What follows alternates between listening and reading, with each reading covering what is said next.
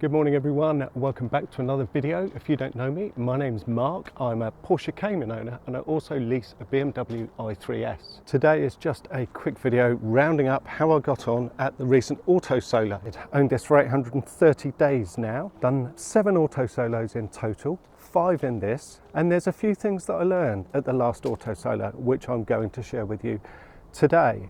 There's also a bonus thing that I've learned this week, nothing to do with the Autosolo, nothing to do with this car, but if you want to see what that one is, make sure you stick around to the end. So, learned thing number 1, that's the brakes on the Autosolo.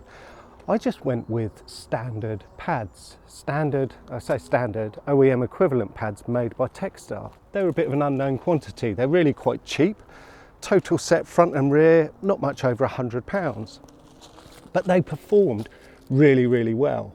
I wouldn't be too keen to take them on track. I think after a lap or two, I think the heat would get a bit too much for them. I think they'd give up. But the Textar pads, they survived the Autosolo. They survived the punishment that they go through on that, albeit it's only for about 75 seconds at most. But they survived that okay. So if you are considering a Cayman and you are considering, and you only drive it on the road, I highly recommend Textar OEM equivalent pads. I bought them from Design 911 and like I said, a little over £100 I think for a full set. Now I'm going to jump in, we'll take this for a drive and I'll share with you what those other 2 things are.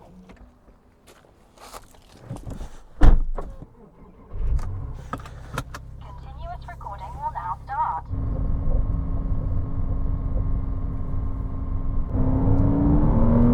So the second thing I learned was about the rev limiter on this car. I've never come across this before, I've never heard it mentioned. What's that? Pheasant? The rev limiter. On the first run, on the second Magic course on the Autosolo, I had to drive it blind. I didn't get to walk the course beforehand, so I had no idea that there was a section where I'd get up to a speed where first gear really wasn't enough. Now quite often on the Autosolo I'm banging off the limiter, but it's not worth going into second because it's only for a couple of seconds and then I've got to change back down to first again. It's pointless going into second, there's no guts at that kind of point in the rev range until you get it really wound up, and then I'm giving myself a downshift into first, which is another opportunity to get something wrong. So on that run I hit the limiter. I didn't need to come off the throttle, so I just kept my foot in and I banged off the limiter over and over again. And then it went to a soft limiter and it just held it at about 7,200, 7,300 RPM, which is the rev limit.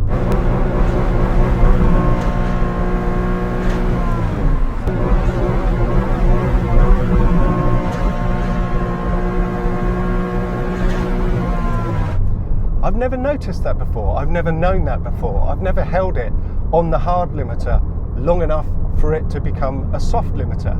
But that's something I've learned, that the Porsche rev limiter changes, it's adaptive. It starts off hard, but if you sit on it long enough, it becomes soft. And then that leads me on to the third thing that I've learned, which is, why do cars have hard rev limiters and soft rev limiters? Now this car's got a hard rev limiter. My Clio 172 Cup had a hard rev limiter, but my Fiesta ST, my Focus RS in the later gears anyway, and the M140i all had a soft rev limiter. So why do cars have different rev limiters? Well, my theory on this, because the internet doesn't really give that much in the way of opinions or facts on why cars have soft or hard, they talk about the differences between them and how they work, but why would Porsche have it? So it starts off as a hard limiter and then goes soft. As a hard limiter, it's actually a bit harsh on the car because you are bang, bang, bang, bang, bang. The drivetrain's getting shock. It's getting loaded, unloaded, loaded, unloaded over and over again in rapid succession. But why have a hard rev limiter in the first place then? Well, I think it's just because as a driver, you want to know that you've hit the rev limiter. So I think the hard limiter is basically to alert the driver to the fact that you've hit the limiter. And then Porsche, in their wisdom, realise that if you haven't noticed that after you've sat there for 5 seconds bouncing off the limiter, let's stop this punishment through the drivetrain, and it reverts to a soft limiter. So why do cars have soft limiters then, was my next thought. Why aren't they all hard? Why do cars like the M140i and the Fiesta ST only have soft limiters? One word for that, I think. Turbos. The nature of the power delivery of a turbocharged engine is it's all torque, it's all low down, and they really do start to run out of puff in the upper reaches of the rev range.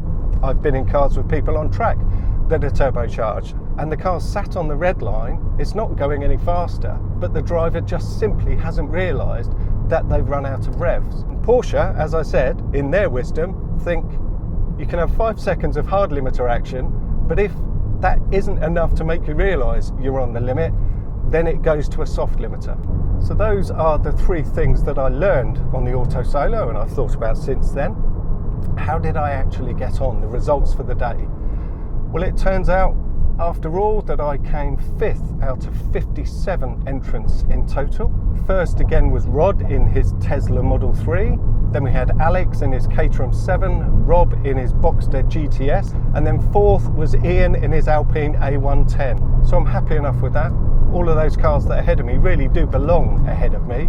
I could have done better. For some reason, this time round, I just didn't gel with the Madgwick course in either direction. I always extract what my fastest time is on each of the 4 courses, and I compare it with everyone else's fastest time on each of the courses. And on the Madgwick course, in both directions, I was 15th and 9th. On the Woodcote course in each direction, I set the 2nd and the 3rd fastest time out of everyone. So for some reason, I just couldn't get to grips with the Madgwick course this time. And the last thing that I've learned was I went to a track day on Tuesday. We went to Thruxton, myself and a crowd of others. No, I didn't drive this time, because every time I go on a track day with friends, I feel like I miss out, because I want to jump in with other people's cars.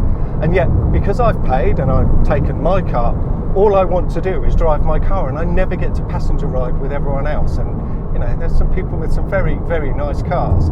So I went along to this track day and I didn't take the Cayman. I just went as a passenger and a passenger only. So I got to ride with everyone. We had Lewis in his Golf R, Dan in his FN2 Civic Type R, Richard in his M5, Will in his M140i, Carl in his Focus ST, Paul also came along in his Golf R, John in his lovely M4 CS, and Tav in his 992 911 GT3. And I got a ride with Tav, Cup 2s, drying circuit. What I've learned is that I really, really, really want a GT3.